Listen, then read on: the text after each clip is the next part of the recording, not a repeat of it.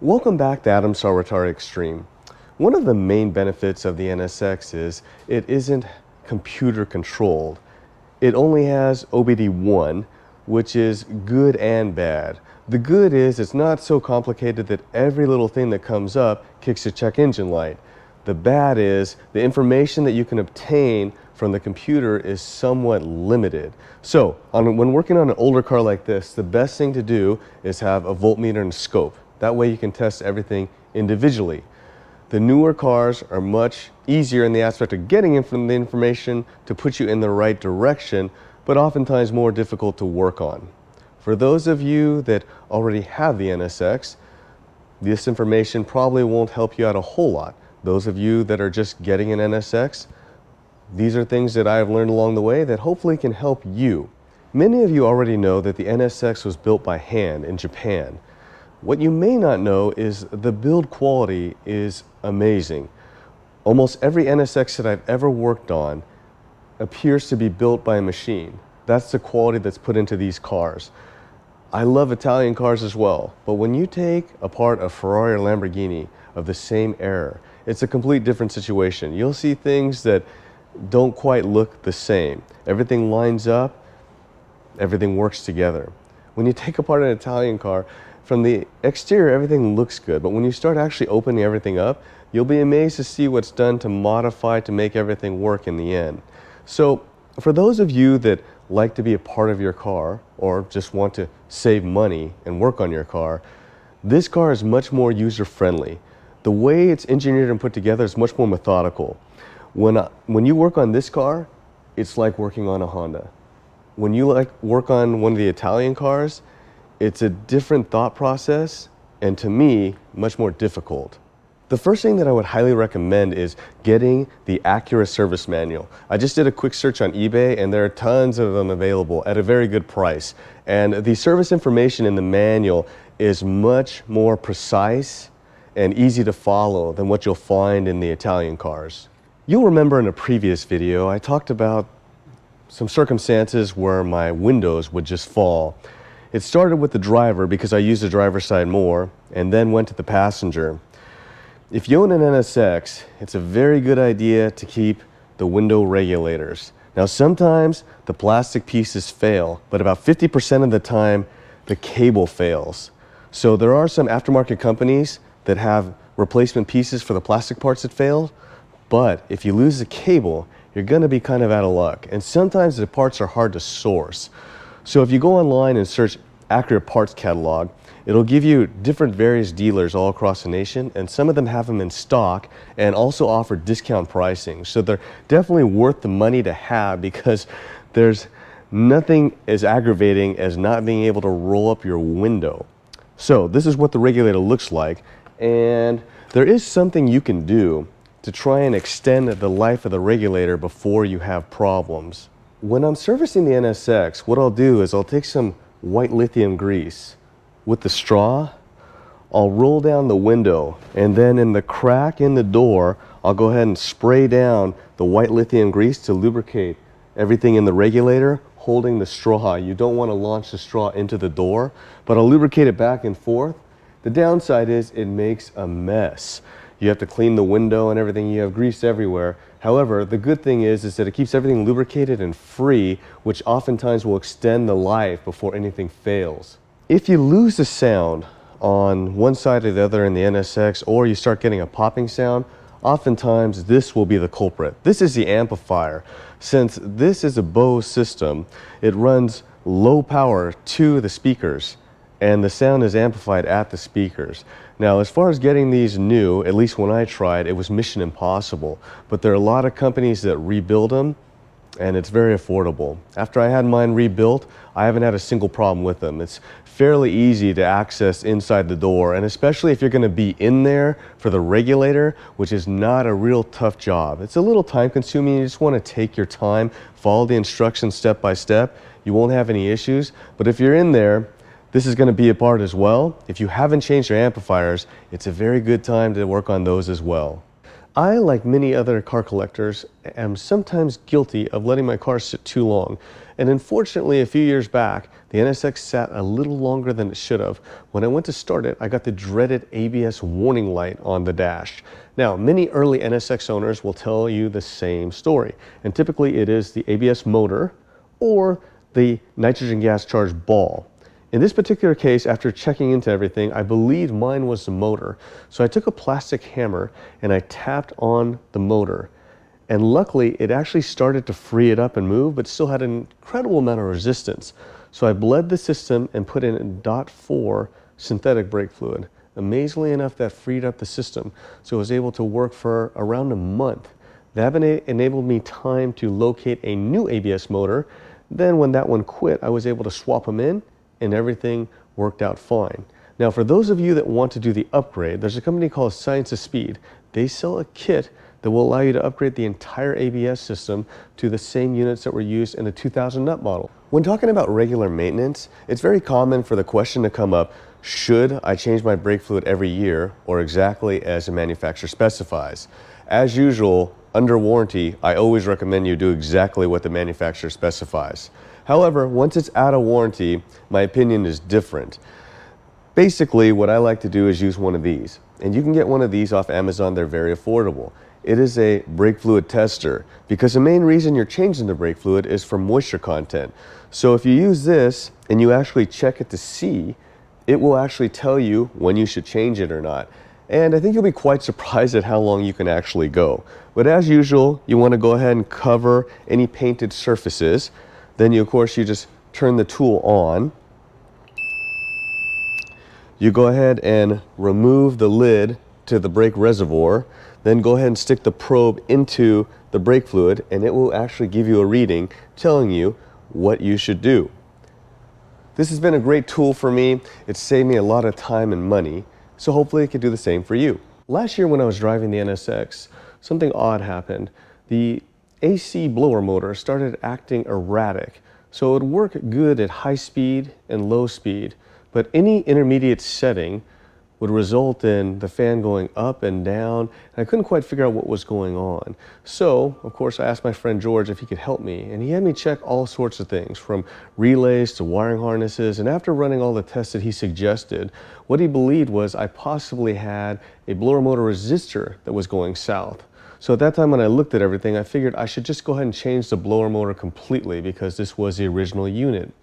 But it just so happens, when I was moving the NSX from the other side of the shop to the lift area here, I noticed a correlation. When the engine cooling fan would turn on, the blower motor would fall off. And then when the cooling fan would shut off, the blower motor would come back up. So I wasn't sure exactly what was going on, but then I suspected I might have some sort of odd power problem. So I checked and the alternator was functioning correctly. But what I did find was the battery was functional. It tested okay, but it was testing on the weaker side. I was down about 200 cold cranking amps from what it was original when it was new. So what I did is I put a brand new AGM battery in it, and unbelievably, that fixed the problem. And it's been going strong for the last year. So that might not be your problem, but it might be able to help you and also save you quite a bit because all the control units and the screen itself, everything is very, very pricey.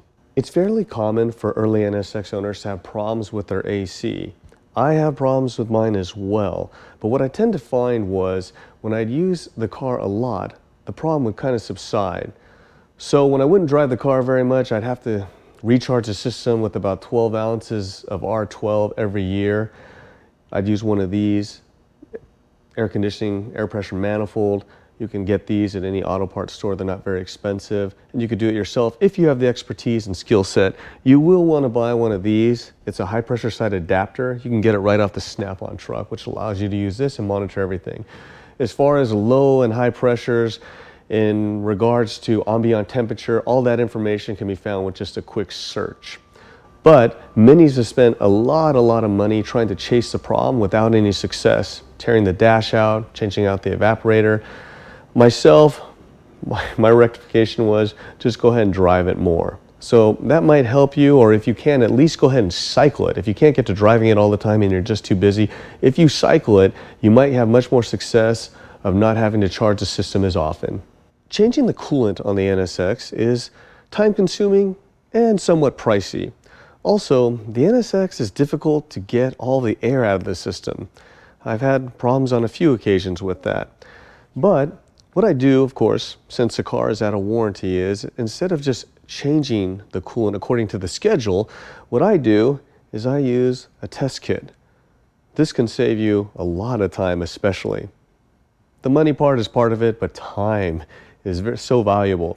So you can get these. This kit came from CarQuest, and what it does is it comes with these test strips. Okay, so you can test your coolant, because really what you're looking for in the coolant is just to make sure that it doesn't become so acidic, the pH drops so low, and it loses its alkalinity to protect all the metals, whether it be an aluminum block, cast iron. So what you've got is, you've got this full of test strips. You've got all your information here to cross-reference. Fairly simple here. You take your test strip, and I'll use, of course, a long needle nose pliers. Now all this right here has already been cleaned before, but I'll wipe it again. Therefore, I don't have any contamination. Then according to the instructions, what you do is you stick the test strip into the coolant for 2 seconds. Then you go ahead and bring it up, shake it once to clear it, and then go ahead and let it sit for 40 seconds so we can take a look at the test results. Now that we've waited for these 30-second interval, we can go ahead and take a look at the chart. And luckily for those of you that want the Spanish version, there is a Spanish version down below, but I will go ahead and go with the English version. So if we look at step 1 right there, it kind of tells you basically the freezing point, boiling point, and we're using the all others because we're using the green coolant. Okay, if you go down here, you can see that we're right about pretty close to 45 to 50%, which typically most of us aim for a 50-50 mixture, okay, of distilled water and coolant. Then of course we start getting to the important stuff. We go to step 2 and we're looking at the reserve alkalinity. We look right here and it is really close to 6.6, maybe a shade higher, definitely as you could see in the pass area. Then we go to the step 3, pH. Okay, we're going to come right here and take a look, and we are really close to the middle of the field, probably in the scale of around 8.0, which is definitely a pass. So for me, I'm not going to go ahead and change the coolant this service. However, if you don't feel comfortable or you just want to do it, then go right ahead. Everybody has their own opinion about spark plugs, so I'm not going to advise you what plugs to use and what to do. I'll simply tell you my experience, and then you can make your decisions for yourself. This is the spare engine out of my NSX Pro car that my good friend JC designed from top to bottom. And luckily we have this because we can use this for demonstration purposes. This way, all of you don't have to watch me struggle to climb up on top of the NSX to do a plug change or pull the coils. For those of you that want to do this job, it is not very difficult in my opinion. I think a lot of you could take it on. The most important thing to me is protect the car. Moving blankets, regular blankets, towels, anything you can, because of course all of us know aluminum. So now getting back to the topic, spark plugs. I use a spark plug that is 1 heat range cooler than the factory plug because of forced induction. So when you want to get in there, there are basically 4 bolts and 2 cap nuts to pull off, 10mm socket. I pulled them off already to speed things up, and you could just see the cover comes right off here. All right, and then that gives you access, of course, to the coils and the plugs. There's a factory harness. You would, of course, just disconnect the factory harness, remove 2 more bolts, again, with your 10mm socket, and then just wiggle and pull the coil up. Okay? That'll give you access to all the spark plugs. Now, as far as spark plugs, my original plugs, I changed it 30,000 miles.